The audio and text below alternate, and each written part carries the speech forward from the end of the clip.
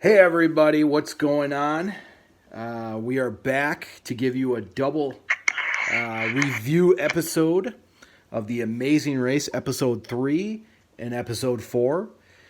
We took a little break because after episode 3, we really didn't get an elimination, but we did get an elimination for episode 4. So joining me tonight is none other than Calbert. Calbert, how you doing? What's going on? Everybody doing well? Awesome, awesome. So, once again, we're here to talk about episode 3.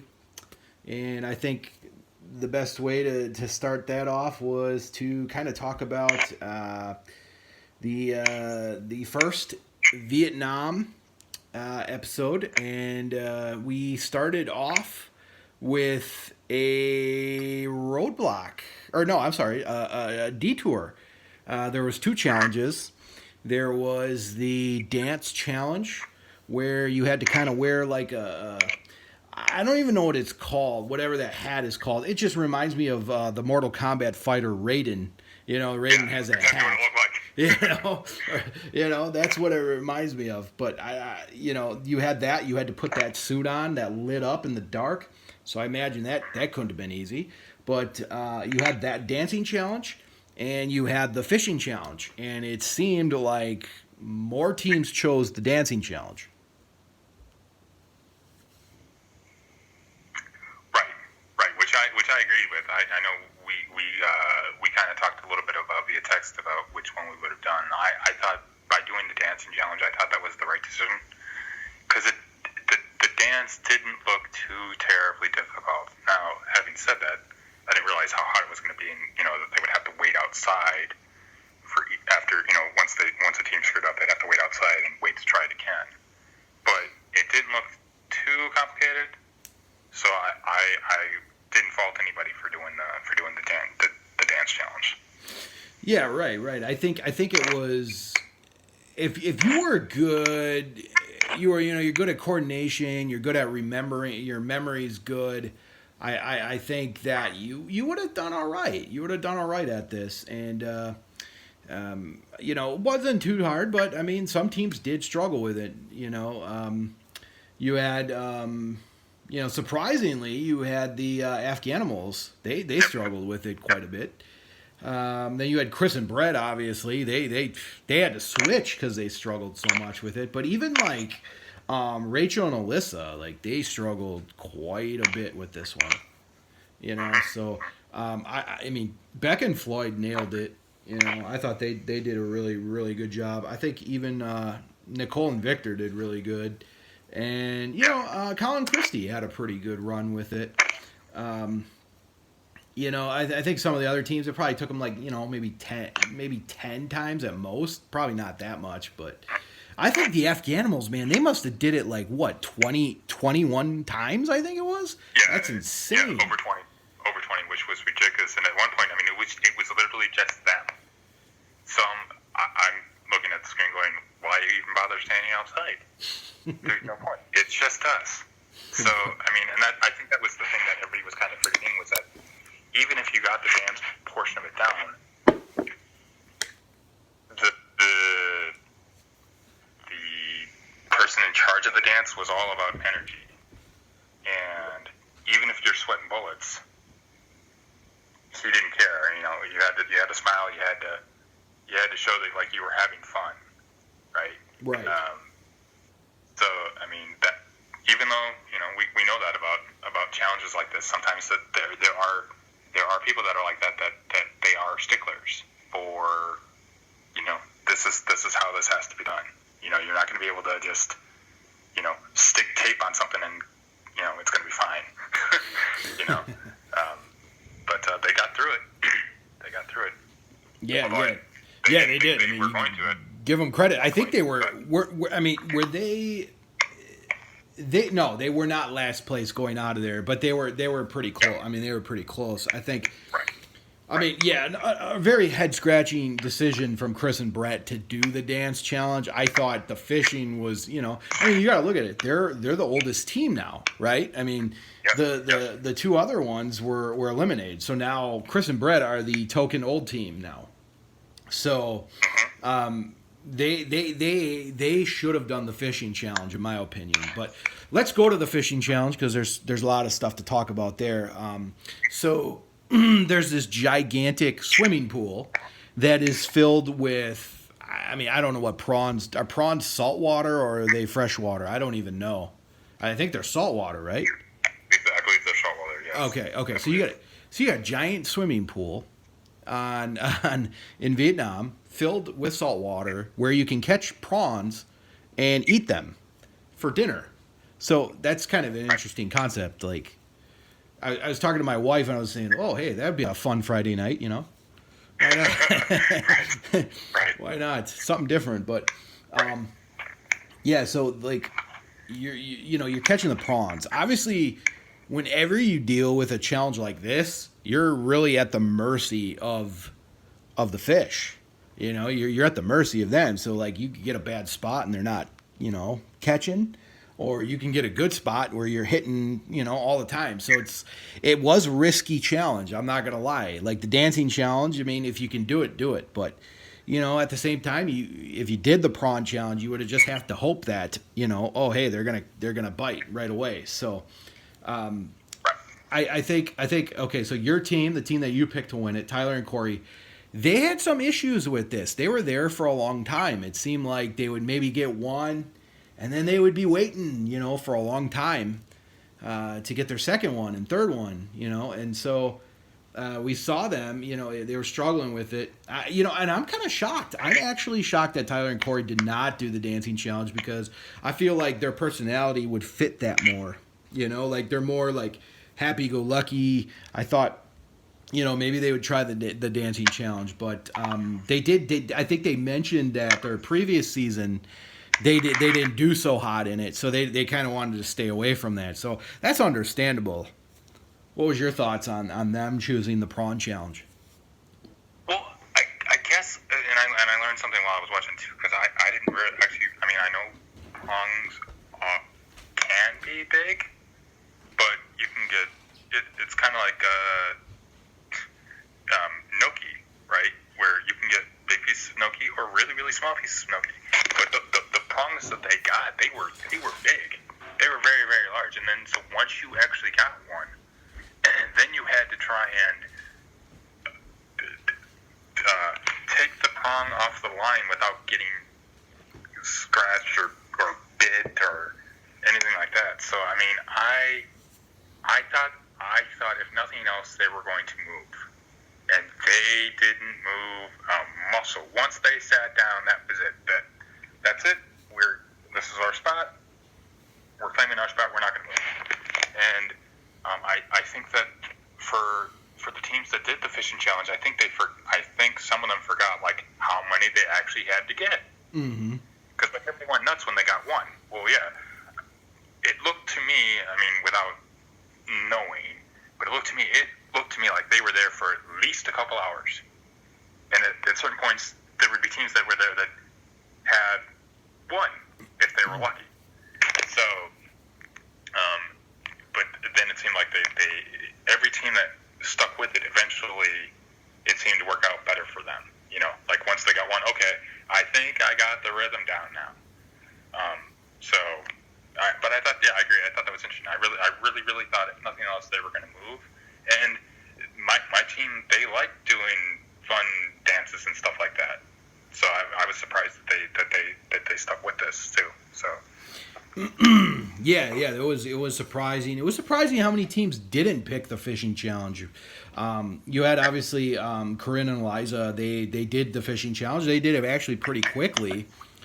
Compared to Tyler and Corey. So they obviously made a pretty good decision. But, and then going back to Chris and Brett, they, I think changing detours is never really a good thing unless they're like right next to each other. And I don't think these two places were right next to each other.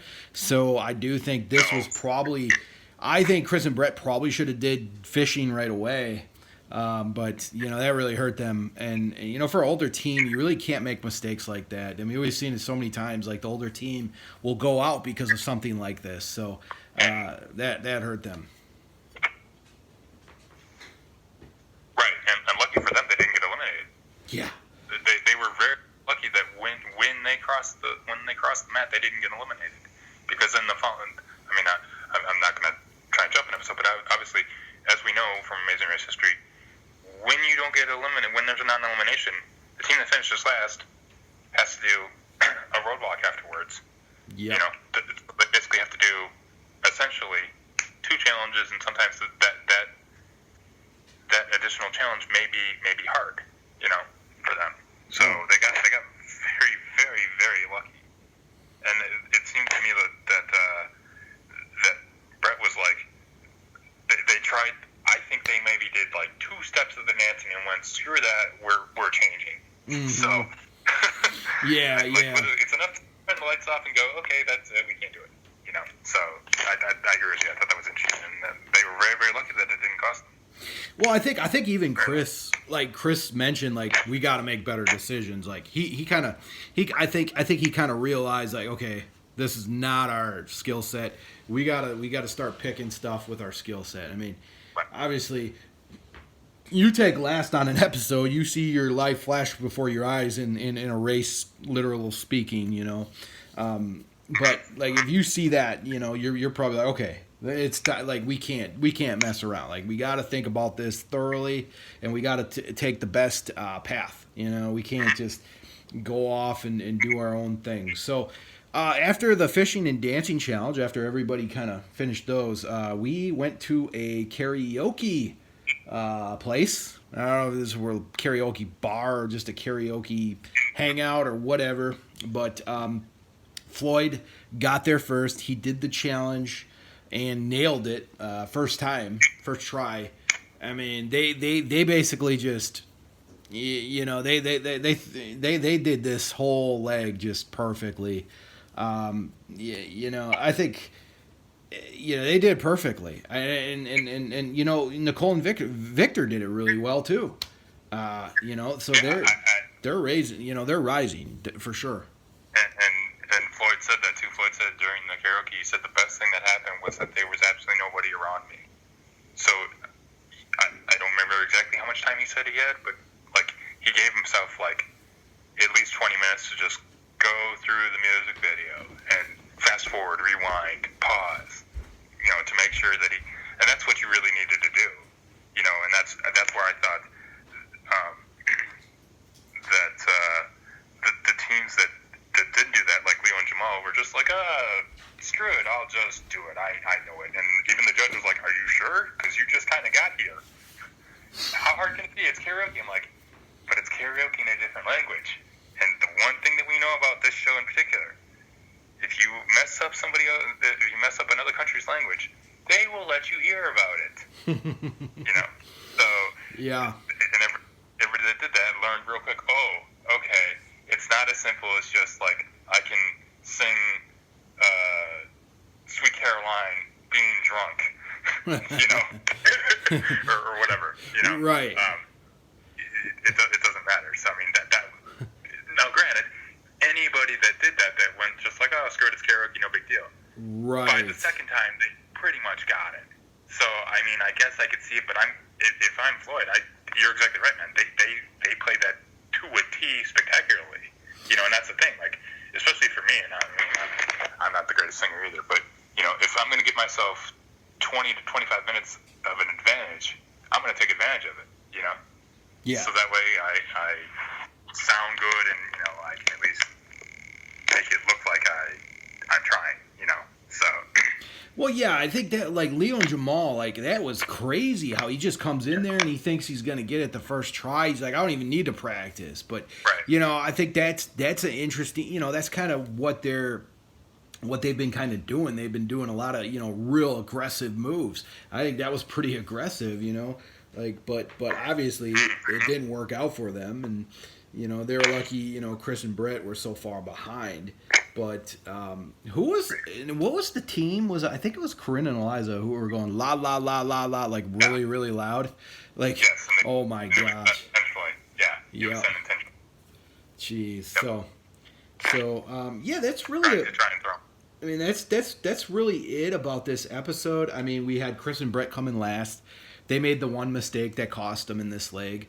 But the thing about this leg, it was a non-elimination. I thought it was a pretty good episode. It was fun. The tasks were interesting. You had a dancing task, you had a task with fishing, and then you had karaoke, which is always fun, especially, some crazy Vietnamese pop song, so. So if I had to do power rankings, I'll just do my power rankings after episode 3. Obviously, I had Chris and Brett at 9, and there'd be I had them at I had them at 9 at that from week 2. I'm gonna keep them at 9. 8, I think I had Corinne and Eliza, and maybe I would have put them up a little bit, but I'd keep them at 8, I think. And then 7, I think I would have taken. I'm trying not to let what I know in week 4 dictate my power rankings, but 7, I would have had Janelle and Brittany. I would have still kept them at 7. 6, I would have probably moved up Becca and Floyd because I had them last week there. I think I would have taken. I'm trying not to. Yeah, probably Rachel and Alyssa at 6. 5, I would have probably moved up Becca and Floyd. I know they took first, but I'm moving them up to 5. I'm not fully on board yet with them. 4, I would have had. 4, I think I would have done. 4, I would have did Tyler and Corey. I think that would have been a smart move there. 3, I would have done Nicole and Victor, so I would have moved them up 1. 2, I would have moved Leo and Jamal because I wasn't going to freak out about their 8th place performance. And then 1, I would have moved up Colin and Christie's just for being, a little more consistent. They took 3rd on that episode, so they did move up 1. So I still have them at 1 through 3 weeks. Chris, you don't have to give your power rankings after week 3. That was just my power rankings after watching week 3. You can wait till week 4. That's fine. All right. So why don't we go to the next episode, which was also in Vietnam, and they went. Let's see here. So they had to go to this place called, what was it called, Snowtown? They had to go to Snowtown. Okay, and then they had to snowman at the bottom. Yeah. Right. They had to get their next clue at Snowtown. Right. So then obviously Chris and Brett had their roadblock. What did you think of their roadblock? Just collecting snowballs. I thought it was interesting. That was another one where so first off, luckily for them, the Abominable Snowmen, they survived getting hit. He got clipped during the challenge where everybody was trying to get their clue. So he survived that. B, they were real lucky that he spoke English because, like you said, they had to make the snowballs, and so it seemed like it was really, really difficult for them to make. Not difficult as in hard to make the snowball, but difficult as in to make it the correct size.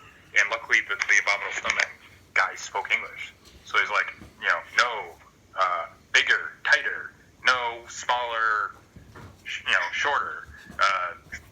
So I thought that was interesting, and it seemed like it was where they were doing it. It was. It's hard to make snow where they were because they were inside, right? So it's hard to make snow when you're inside, obviously. But then, you're trying to do this quickly, and I think they caught a break. I think they caught a break because the Abominable Snowman pretty much told them kind of what to do without really telling them what to do. Right. Yeah, they did. Yeah. I thought that was kind of weird though. I thought that was kind of strange that he would tell them, no, you got to do it this way, or you know what I mean? Sometimes they don't they're not that. Some of them are not helpful. I think it probably just depends on the person, but sometimes they don't tell them at all, and they got to go figure it out themselves. So. Right. Was that Janelle who took out the snowman or the polar bear? Yeah, Janelle. Okay. Yep. Okay. So then. Yeah, that was pretty crazy. But so then from there we get our first we get the roadblock first. It was at the College Transportation Central in Ho Chi Minh City. This was basically you had to ride like a moped, and you had to take a course. You had to basically do like a test, and you had to stay within the lines and whatnot. And some teams, they aced it. Like Chris and Brett, like this is where they their redemption happened. They did a pretty darn good job of it. And then you had Beck and Floyd too. yeah, Beck and Floyd. I mean, they nailed it. Yeah. They absolutely nailed it. And Victor, I think, did it, so he did pretty solid. Yep. That's another team. For your team, Tyler and Corey, they kind of like they did not do that good, correct? They were kind of towards the back of the pack. Okay. No, and the thing that was really worrisome for me was that it took them forever to find a cab. That was the thing too. Like going into this challenge was like you had to try to find a cab to get to the moped event, and like it took people what seemed like hours to find a cab, even if it wasn't. It wasn't minutes, because there was a section there where like they had 4 teams, and they seemed like they all got in cabs and everything was fine, everything was cool. This will be a point for later on, and then there were absolutely no cabs to be found, or nobody would pick any of the teams up after that. So yeah. It took a lot of teams a long time to find a cab. So, but you're right. My team did struggle with the moped challenge, and that was another one where like there were. I thought that all the teams caught an advantage. Like the overhead speaker guy was like, no, go back. You stumbled off the moped, or no, you didn't stay within the line. So I thought that was interesting. And then you had your own little tuning section once you got done. But I thought that was interesting. That looked harder than that was pretty challenging, I thought. Yeah. And then you had the bumps, which that's not easy on a moped. So Right. Well, yeah, I think this was kind of on course with Colin, because he said he just bought a dirt bike for his kid, I believe, and he bought one for himself. Correct. So obviously this was pretty fresh in his memory. So he aced this one pretty much. So I can't wait to talk about the ending, because I know something that you don't even know, Calbert, and I think this is going to be very interesting once we get to that point. But and I think I don't think you've heard about this, but this is kind of crazy. But anyways, so we get done with that, and then teams go to the detour, which was irritation or irrigation. Irrigation, you had to build like a water wheel, basically, and you had to do it like a Goldberg water wheel. Mm-hmm. Yeah. Yeah. Pretty much. Like yeah, it's exactly what it was. And then irritation, you had to use these boats that were like they look like a big old straw bowl, and you had to fit like a wicker basket. Yeah, like a wicker basket. Yeah, exactly. And you had to row down that river, and you had to collect the fish, and then row it back and give it to the guy. I think the funny thing here was Corinne and Eliza. They thought you had to stand in it like the guys that were trying to splash water on them. Absolutely. Yeah, and I mean, anybody that's been in a boat or a canoe knows only one person can stand. Yeah. If in that scenario, only one person can stand. And I turned to my dad and I was like, they're both gonna fall in. Now I would have done irrigation for this, and I would have done irrigation because half of the machine was built for you already. Mm-hmm. So I don't care that some Vietnamese person is splashing me with water. I didn't want to have to carry the basket thing over the bridge. Like, you literally had to lift the basket over the bridge too, because there was a bridge in the middle middle because, Vietnam. So, good place to put a bridge. Right. That would have drove me nuts. I would have done that's why I would have done the irrigation, and I mean, for the teams that were at least looking at the machine beforehand, when I only have to fill my water up so high. Where teams struggled with it was like they had to figure out, okay, now that we made it, how do we get the water to go down? Or how do we get the water to go into the bucket? Because that's the thing too, like, that was a question that was asked while they were doing it, like, how far do we have to go? And, one guy didn't say anything, and another guy was like, all the way up to here. So I would have done irrigation myself. Not to mention that, irritation. My team was like, oh, you're just a big bully. No, it would have just been a big friggin' water fight if it were me in there. I'm swinging back at that person just as much as they're swinging at me. So right. Like I think the thing with this one is there was only 2 teams, maybe there's 3, but I'm only remembering 2 teams that did irrigation. I'm remembering Rachel and Alyssa, and then I'm remembering Leo and Jamal doing them. And Leo and Jamal did a little bit better. Rachel and Alyssa obviously had a lot of issues. But and almost gave up. Yes. Almost after having it built and finally getting the water situation figured out. So good. Yeah, and I mean, irritation, I think most teams got it. I think the teams that struggle the most, like, I say, like, even my team, like, they thought you had to dump the fish in the boat. I didn't understand that at all. But they must have figured it out pretty quickly that you had to put the fish in that basket. You had to put them back in the basket. So they figured that out pretty quickly. So it didn't cost them too much, but I believe one team did pass them on the way. I thought it was Nicole and Victor, actually. So, correct. So, but that's the thing, is that your team figured it out right away, like right when they were like, oh crap, we got to put the fish in the basket. Right. And luckily they happened to be on that side. Right. So they were fine. But, right.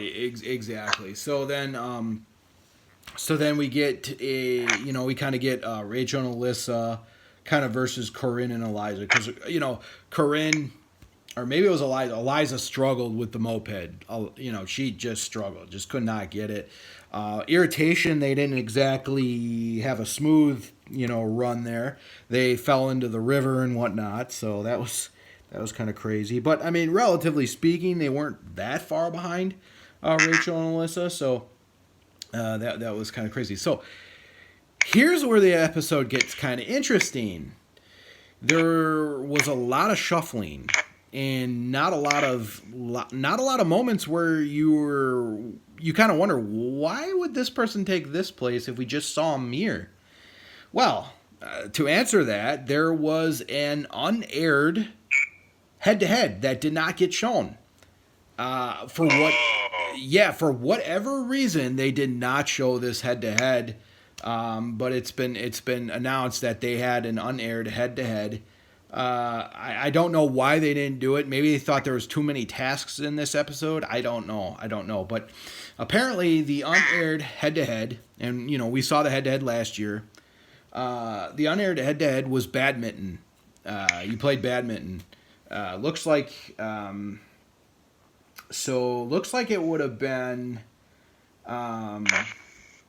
It was at Tamvu Park, and it looks like it would have been Colin and Christy versus Nicole and Victor. So Colin and Christy beat them in badminton. Then Nicole and Victor played Chris and Brett, and then Nicole and Victor won, so they took second. Then Chris and Brett beat Becca and Floyd to take third, and then Becca and Floyd beat Tyler and Corey to take fourth, and then Tyler and Corey beat Leo and Jamal to take fifth. Leo and Jamal beat Janelle and Brittany to take sixth, and Janelle and Brittany beat Rachel and Alyssa to take seventh, and then looks like Rachel and Alyssa beat Corinne and Eliza to take ninth. That kind of played out, towards the end. It kind of played out in the place that you took, I'm guessing. So So Corinne and Eliza obviously had a,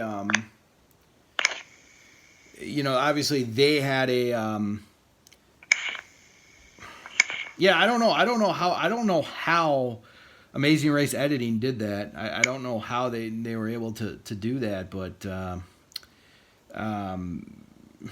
that's I don't know. I guess maybe that's why there was more animosity. Maybe that's why there's more animosity between Corinne Eliza and Rachel and Alyssa, just because of the badminton game, and we didn't see it. Well, yeah, I mean, because they were already hot, agitated towards each other after the cab incident. Because remember they Oh yes. They thought that Corinne and Eliza were going to steal their cab. So Right. Which I was like, it's a cab. I mean, whatever, But that would answer a little bit as to why they kind of stuck around a little bit longer at the mat than normal, and why they didn't just cut to the credits, and Phil didn't say, stay tuned for scenes from next week. And that also explains then why Phil didn't say anything either, which I thought that was really, really interesting. Like, that's not like Phil, especially at the mat. Like, even when a team gets eliminated or they're standing by another team, and it's a close split race, like, Phil says something, other than, hey, you're the last team to arrive, you've been eliminated. Mm-hmm. He at least, you raced well, or you tried, or, this is where you made your mistake and it cost you, blah, blah, blah. Not like we as fans weren't paying attention, but this is where you made your mistake. Thanks for coming. See you at the finale. And that didn't happen this time. So I thought that was really, really interesting. But that would make sense. That would make sense as to then why they would add a little bit more animosity towards each other as first teams go. So yeah, I just think like maybe the producers, or they must have thought like, okay, we have so much in this episode, we didn't, whatever, we're just gonna cut it, or maybe they didn't think it was interesting enough. I'm really not sure, but I mean, I guess a game of badminton could go for a while. It probably could go for, but they could have done a real quick fast forward montage, of everything that kind of happened. I think that would have been a little bit better, but yeah, that's what happened in this episode, and obviously we get the pretty entertaining send-off from Corinne and Eliza, just kind of cutting a promo on Rachel and Alyssa, saying, they're not going to go to any parties, they can't stand, you know what I mean? That was kind of funny, and obviously they showed emotion, They showed emotion. They weren't afraid to lose, They didn't want to lose. Obviously they wanted to represent Survivor quite a bit, and it was an awkward moment, but it was pretty entertaining. So, well, I'm personally glad. I know I said this a couple weeks ago. I said that I didn't like them. That I didn't like Corinne and Eliza. So I'm glad they're gone, and they learned a valuable lesson. Right? Yep. They learned that this is not Survivor. Yep. So that's the thing, and even as something as simple. We've already seen this, whether it was the shoe challenge or the dance challenge or the prong challenge. Even if something looks really, really simple, it's not that simple. Mm-hmm. Or for Chris and Brett making the snowball. Like, even if you've never seen snow in your life, anybody can make a snowball. Right. Yeah. It's even if 2 dozen of them, but that took them a while to do. So, I think that's so another team, Survivor team, bites the best. But I think that's what everybody else is learning that has the inexperience, is that this is unlike any other show we've been on. Right. So even Leo and Jamal they've gotten humbled. Real quick. Even after the dance challenge, like even for this episode, they struggled a little bit with this episode too. Not as much, but still kind of struggled. They had trouble finding the cap. Oh yeah, so did there. Yeah, there was like 4 teams that had trouble. I know my team did. Colin and Christie did, and they found it quicker than some of the other ones. But they were kind of part of that 4-team block that could not get a cab. But give credit to Chris and Brett for rebounding. They had a heck of a run, especially with a roadblock. But I think you know what though, like. I don't know if it was bad planning to have a roadblock and a head-to-head, if you really think about it, because it's like they could, there was never really any endangerment if they had a good leg, and they won their head-to-head. There's no reason they should have feared elimination. So, I think without the head-to-head, they would have been more pressured to do better. But they did. I mean, I think the fear of elimination got to them, and I think they did. They had a really good leg. So I don't know with me. Okay, so rating the episode, I think this one was, I like the scenery. I like the different locations they did. I don't know if it was as good as the previous week, but I will give it a solid 7.5 out of 10. So for episode 4, I'll give it a 7. Mm-hmm. I think it was kind of interesting. You're right. We could see the culture. The culture was really represented very, very well in this episode. Whether you're doing irrigation or irritation, I probably liked the third episode a little bit more. I would have gave it a 7.5, just probably because of the dancing. Yeah. Or the fish challenge. So. Yeah, no doubt. I think Colin and Christie winning, that was, they finally got the first place victory. I think that was coming. I think the problem with this one though is like they had a part of the race that we didn't get to see, and that's kind of a shame. I think going forward they need to definitely like discuss, okay, if we do a challenge, we want it to be shown. We don't want it just to be cut out. I don't know if it made it to YouTube, because if you go to YouTube on Amazing Race channel, you can see the, deleted scenes. It may be on there. I don't know. I'm going to watch it in a little bit here, but I just think they should have shown it because it was part of the, it's part of the game. So absolutely, and I had no idea. Yeah. So like, and if I didn't know, that's why I said what I said, and that's why I was looking at it going, that's not where the math isn't adding up in my head. Yes, it was just weird placing, and it just was it was really odd, how they did it. I don't know. Maybe the producers, maybe they thought it was just too much or something. But I think a little fast forward montage would have been fine. I think they could have done that really quick. But whatever, they didn't do it. That also would explain. I mean, back to your point, just for 2 seconds. Chris and Brett looked exhausted after this. Like, it wasn't just because they did snowballs, and it wasn't just because they did their own challenge. Mm-hmm. That explained because it looked like a lot of teams were like they were really, really tired. And I'm like, why is everybody was kind of sucking wind? Right.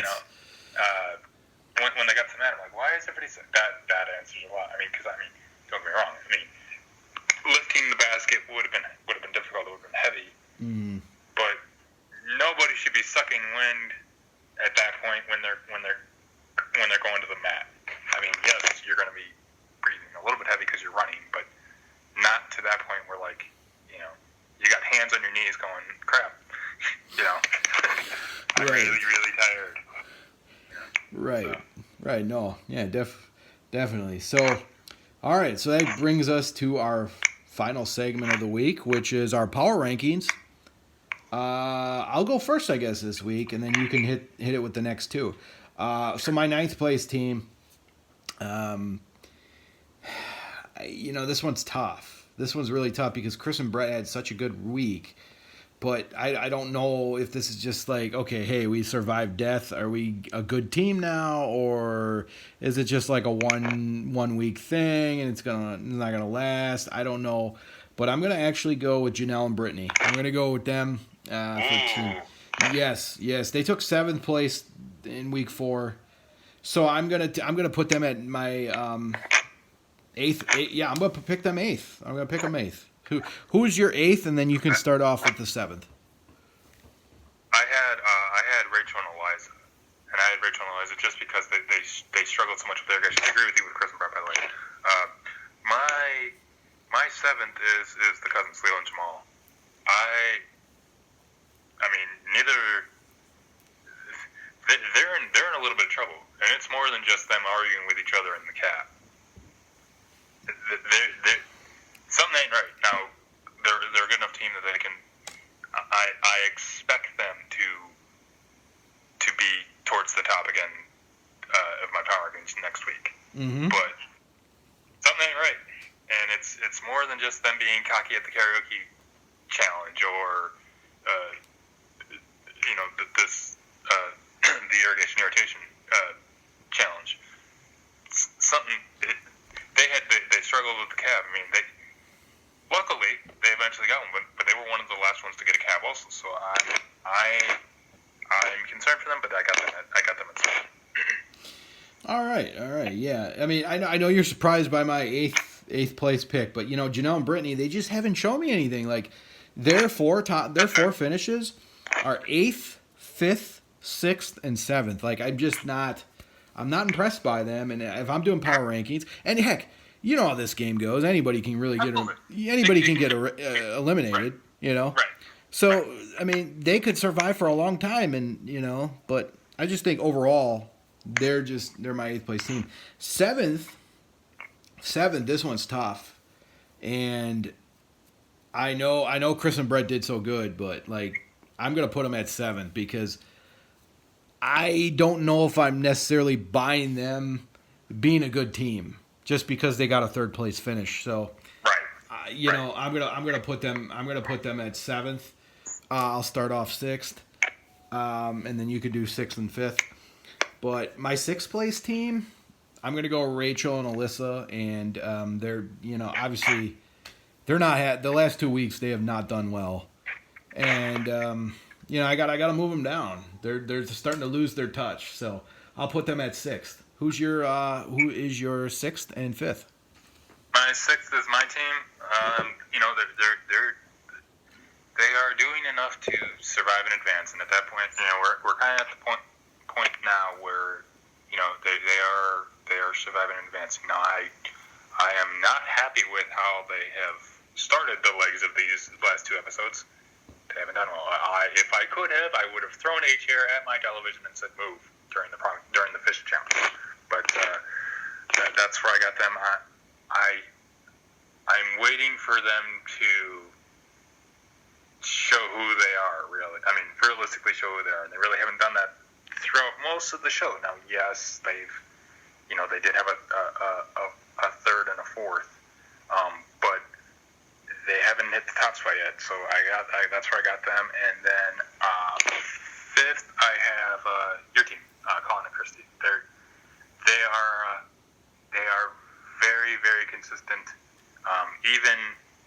Even when they have like a slight hiccup, it so far hasn't really rattled them. So. Wow, that's surprising to me. All right, so my 5th place team. Yeah, kind of looking through it. I got Tyler and Corey at 5, because they just haven't really they definitely haven't had the success they've had in their previous season. Their finishes so far have been 3rd, 7th, 4th, and 5th. I think 5th place suits them pretty well right here. 4th place, I'm gonna give it to. I'm gonna go with Leo and Jamal. They're starting to slide down a little bit. I don't want to overreact too much to their last 2 weeks, but I don't think I can. They were number 2. They were my 2nd place team last week, but I'm gonna move them down 2 spots here because I think you have to. They're 4th for me. Who do you got at 4th, and who do you got at 3rd? So 4th, I have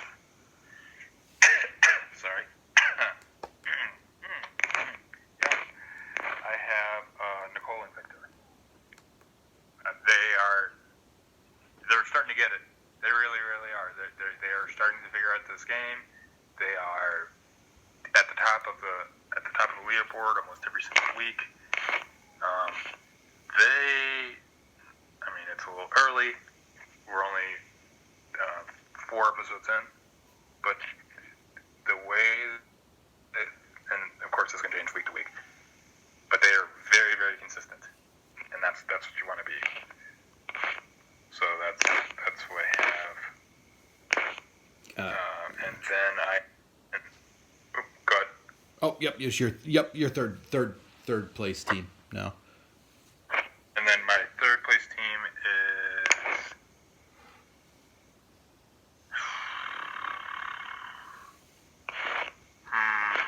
this is getting hard. I'm going to go with, let's see here. I guess I'll go Brittany. Well, I'm not thrilled with them either because they haven't done well, but they're still in it. So, and as long as you're still in it, that's the most important thing. Yeah, just understandable there. Right. Yeah. So then, third place for me is going to be Team Fun. I'm slightly hesitant to put them that high, but when I look at all the other teams, it's just like they're not performing to the level I think they should be at. And I think you have to put Team Fun there. Yeah, they had a 5th place, they had a 9th place, but then they had a 1st and a 4th. So I don't know. I'm going to put Team Fun at 3rd, just because, I don't. I mean, they've had some good legs. I don't, obviously leg 3 that you couldn't have done it any better. Right. But so then my second place team, I'm gonna go Nicole and Victor. They're running a really good race. They've moved up for sure for me. They've had 3 weeks at second place, so they're looking good. They're looking like a contender. I've seen more out of Victor, I think, but Nicole's holding their own too. So True. who do you got at 2, and who do you got at number 1? 2, I have Team Fun. Okay. Sorry. They're starting to figure it out. This is so far. I think this is what. We're only 4 weeks in, but they are showing the experience of being on the Amazing Race. They are flat out killing challenges. Doesn't matter what it is, and they're consistently, like, even if they screw up like once or twice, like if they screwed up with the outfit, they went back and did it well the second time. So. And then what am I missing? I believe you're missing Chris and Brett. Chris and Brett. Oh no, I give you Chris and Brett for 9. So. Oh, you did do Chris and Brett. You did Nicole and Victor. You already did Colin and Christy. You did Becca and Floyd. You did Tyler and Corey. You did Leo and Jamal, right? Correct. Yep. Did you do Rachel and Alyssa? I think I had them at 7. But if I did, I'll put them at 1. Okay. But they ain't gonna last. They're already bickering, and they were very, very, very, very lucky that they stuck with the challenge that they did with doing the irrigation. Oh yeah. I could see them. And by the way, for anybody that's listening, tomorrow is a back-to-back episode, so that'll be interesting to see. I highly doubt that 2 teams will get eliminated in the back-to-back episode, but we'll see. Mm-hmm. If they were, I would venture a guess, and I would say Chris and Brett would be on that list. That would be my first choice, and then my second choice would be Rachel and Elena. Sure. Sure. So. So number 1 for me is it's obviously Colin and Christy. I don't even know how you could really I don't even know how I can debate them not being number 1. Not because I picked them, but look at their finishes. Right. Second. I mean, they took 2nd, they took 4th, they took 3rd, and they took 1st. they're a machine. You know, they're a machine, and they're running the race similar to when they were on in season 5. So Yes. they're going through pretty easily right now. So yeah, I gotta keep them at 1. So that's our power rankings. I can't debate that. Yeah. That's a good pick. Yeah, that's our power. Oh, sure. Yep. I was just gonna say that's our power rankings, and do you want to give them the preview for? Well, we got 2 previews technically. Yeah, we got 2 previews. So that's gonna be fun. The first one, teams take a leap of faith when choosing which detour challenge to take. A split-second decision may make or break one team's chances. So if I'm going off of just what it says, I believe that would involve it seems like they're at the top of a building and they do some type of zip lining. I think that's where they're lucky too. Yeah, they're going to one of the best Middle Eastern countries there is. I mean, Dubai is Dubai is pretty. I mean, it's one of the most technological advanced Middle Eastern countries. I mean, they got, I mean, there's always fun stuff to do there. We've seen Dubai quite a few times on the Amazing Race. So, and then for the second one, it says, speaking of head-to-head battle, teams must drum up strength for an intense head-to-head battle. Hey, they're actually gonna show it, huh? Yep. So. All right. Look at that. You were kind of clairvoyant without really even knowing it. Right. Right. They're actually going to show a head-to-head. Good. But we already mentioned they're going to go to Dubai and then they're going to go to Croatia. So I think that's going to be a pretty solid back-to-back. And let's give our predictions real quick. Do you think we're going to have both episodes elimination, or do you think we'll have one of them non-elimination? I'm gonna go with. I think there will be double elimination. All right. I could be wrong, but I did get it right that for the third episode that there wasn't going to be an elimination. I got that right, but I think we're at the point now where we're getting down to deciding the men from the boys here, and so I could see it being 2 teams getting eliminated. Yeah, I'm also gonna go double elimination just because we've already had a non-elimination, so I just can't see it, being another non-elimination so quickly. Not saying it can't happen, but that's just kind of how I see where it's going. So, very good stuff. Very good stuff. So, yeah, definitely. I'm excited. And another note. Just a reminder that Amazing Race is going to be taking Survivor's time slot, so it's going to be on an hour earlier. Obviously, if you watch it at the regular time you've been watching, you're gonna miss one episode. So I think tomorrow we got 2 episodes, but then after that, I think it goes back to 1 a week. So correct. Correct. And that's a makeup for us missing a week. Right. Like an all Survivor. Week 4. Right. So. Right. Exactly. So, all right. Well, that's our episode of Amazing Race, episode 3, episode 4 of season 31. Yep. Recap. It was good to kind of go over it, and I can't wait to see it. It's getting good now. We're down to 8, so should be good to see who wins this. So, for Calbert, any final comments? Nope, should be fun. I'm looking forward to seeing what happens tomorrow night. Awesome. So, for Hurls, we will see you guys next week to discuss another 2 episodes.